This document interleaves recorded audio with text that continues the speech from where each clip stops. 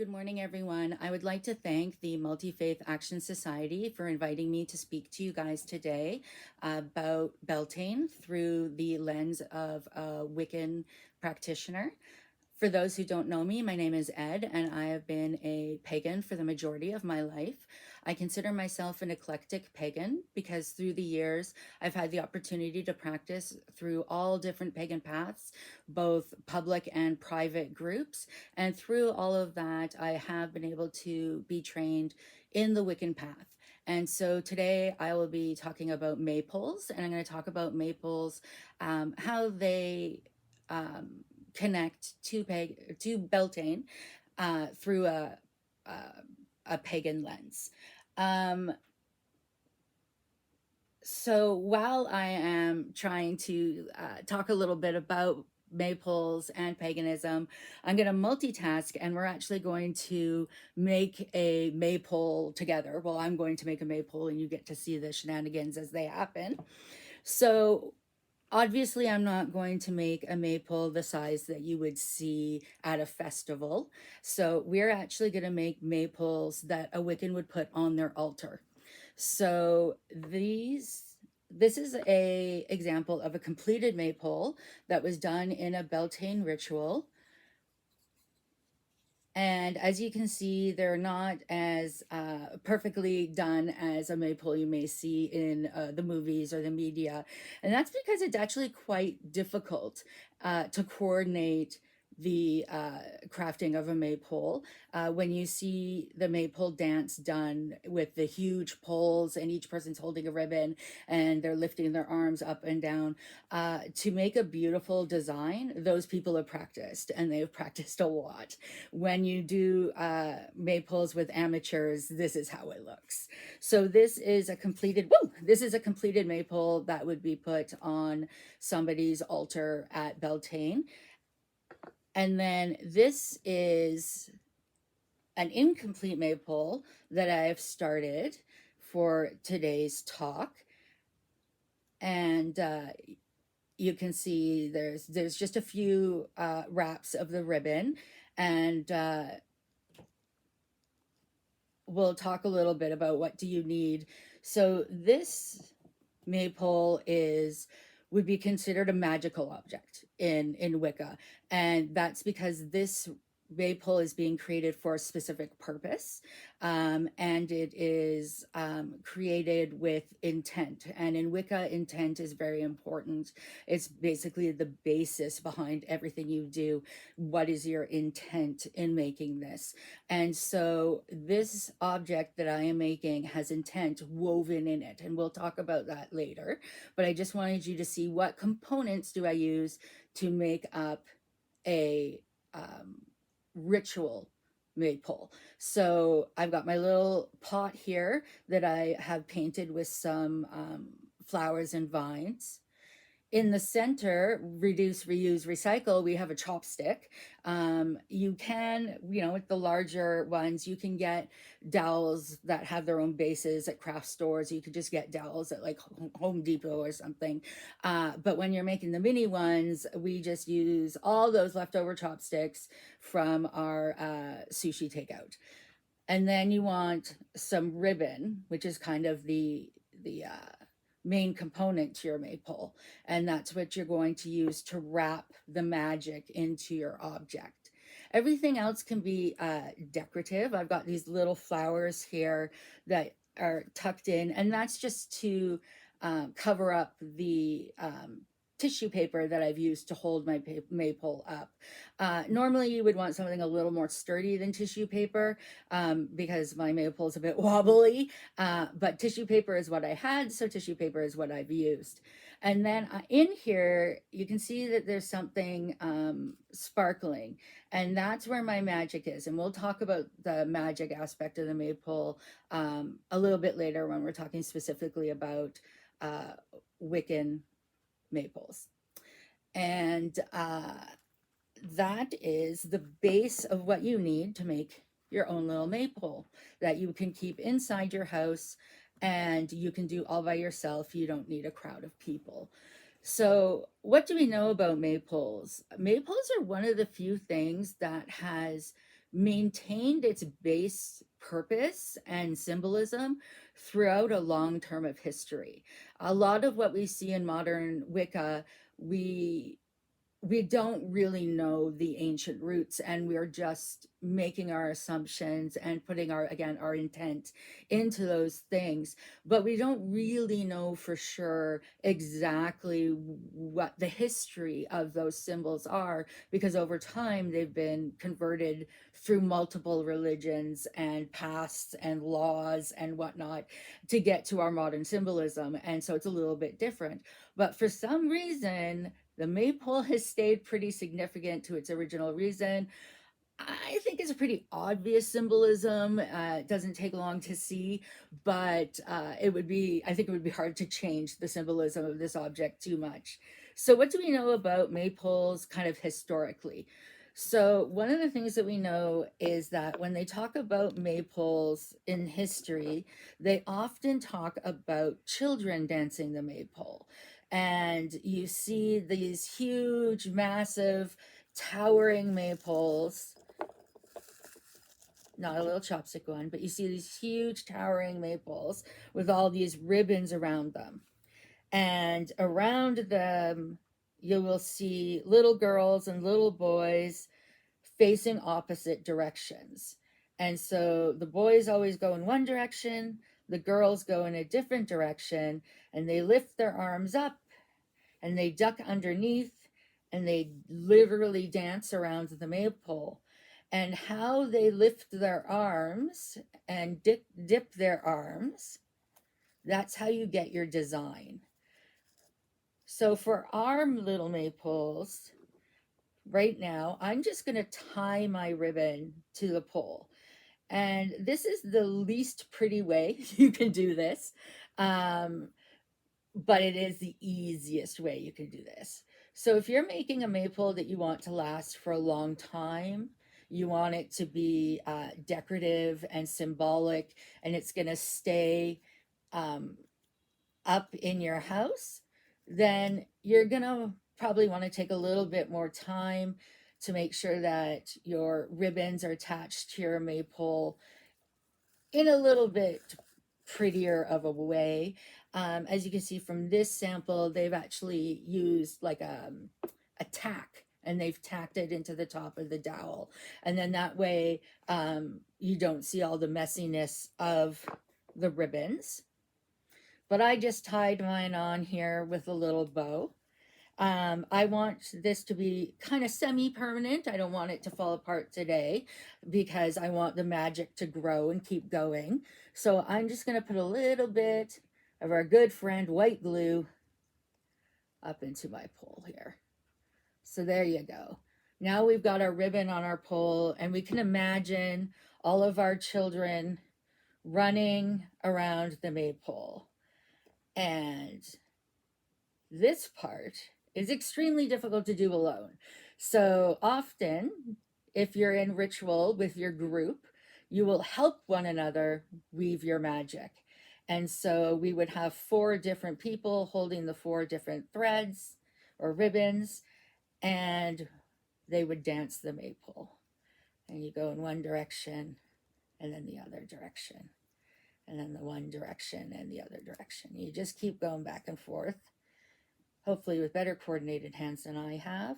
I am disabled, so sometimes my hands do not work as well as I would like them to. So it's not going to be the prettiest of wrap, but there's your point, that they would dance the maypole, and now our maypole is started. Historically, what we know about dancing the maypole is they would start at a fairly early age, and the children would learn to dance the maypole. They would dance it every Beltane. And the intent at that time was always about fertility and literal fertility of the children, so that when they are adults and they are married, that they are able to procreate easily. And so throughout their life, every year, they would dance the maypole, with each year putting in the intent of being fertile as an adult so that they can pass on their line. And so it was always danced with joy and excitement. And it was particularly important in your last Beltane before you're married. And so as a maiden, this would be your last time dancing the maypole, and you'd really want to like ensure the fertility of your body. Through time, though, the fertility of a person's body and the maypole has become less significant. And now we talk a lot about using the maypole's fertility for other things as well. May it be your crops or your career or whatever you want to put energy into, you can dance the maypole for those things. And although it is, okay now, well, not that it was ever not okay, but although um it is, you see people who have had children dance the maypole, or people who have no intention to have children will dance the maypole. It is still, you are more likely to see younger people dance the maypole than you are to see adults. It is very much seen as a part of a person's maidenhood or youth. um, that being said, in Wicca, it can be used as a literal fertility ritual. And I had the honor of participating in one of those rituals. And what was done was the maypole was erected inside someone's house because it was raining outside. It does rain a lot, around Beltane in this area, because we need the water to make our crops grow. But we didn't want to dance in the rain. So they made a maypole that went from floor to ceiling within the room that we were in. And the participants who were there with the intention of becoming parents, when it became time to dance the maypole, all of those participants were put with their back to the maypole. And as everyone else danced the maypole, they danced around the people who were hoping to get pregnant or get someone else pregnant, who were hoping to become parents. So all the potential parents were tied literally to the maypole as their friends and family and fellow Wiccans danced around them and sang, and it was very, very powerful. And at the end of the dance of the maypole, that's not the end of the ritual, it's just the end of the dance of the maypole. And so the prospective parents stayed tied to that pole through the rest of the ritual. And at the end of the ritual, they had to help each other get untied. And they untied themselves from the pole, and those ribbons that had been danced around them were tied and cut, and each participant took some ribbons home with them, and that would go on their own personal fertility altar as they continued their magical workings towards becoming parents. And that was an amazing thing to be able to be part of. Not everybody who was tied to the pole was successful, but there are some children running around today whose parents were tied to that pole, and that was a really cool experience. So that's not what we're wishing for today, though. Today in our altar and with our maypole, what I am hoping to put energy towards is making connections. After being isolated from COVID and then my own health issues, it's been a while since I've had a lot of good connections with people. And so I want to put more energy into connecting with other people through things like doing this video, even though I wasn't able to do it live, unfortunately. I still feel like a connection can be made this way. So what I have here, see if I can hold it up so you can see, is, there we go. It's a magnetic clasp for jewelry. And so it's quite a literal transit like idea of connecting. So I'm going to connect my object right onto my ribbons, and then I'm going to braid those ribbons in. Now, if I were in ritual right now and not chit-chatting with you all, which is, I guess, a ritual in and of itself, but if I were in ritual by myself, I would likely be chanting now as I wrap my ribbons around my object. And once my object has been wrapped a few times, and my chants have been sung, and my intent has been given into the pole, this is where I would tie it off. And then afterwards, I can make it look a little prettier with some flowers and whatnot. I would definitely glue some stuff up here, I think, to cover up that bow. And you want to make it a little prettier. Here, let me get some actual glue for that flower there.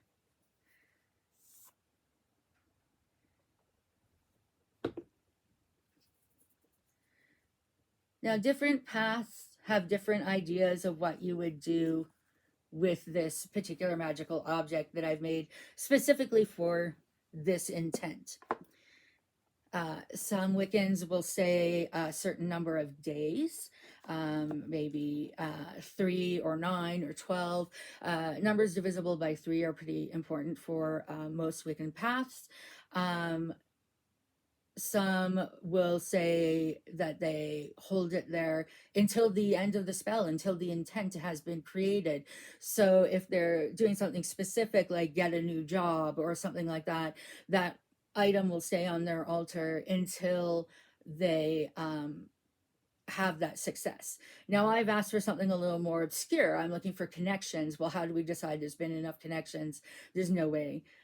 So what I usually do, my personal path, is I will put up my Beltane altar, and this object will be included in my Beltane Beltane altar, and it will stay there until the next holiday. So there's 8 holidays in the year, and I change my altar at each holiday. And so it gives the whole term for that magic to happen, and for the intent to go in. And every time I walk past the altar, I can just give it a little nod, give myself a smile, put a little intent in, and that helps the magic grow over time. And that is kind of the common use of something like a maypole in the Wiccan path. I am going to not complete these objects during this talk, just because I feel like I didn't have the opportunity to put enough focus into them. So I'm actually going to do a private Beltane ritual where I will make these a little more focused, and before I put them on my altar, but that's where they will stay. I hope you learned something new today. I hope you have the opportunity to try out and make your own Beltane symbol. And just remember that it's the time of fertility in our magic timeline. So whatever you put energy into right now is what's going to grow. So you want to make sure you're putting your energy into positive things, and make sure those positive things grow. Thank you very much for having me today. I hope you all have a magnificent spring and that good things grow for you.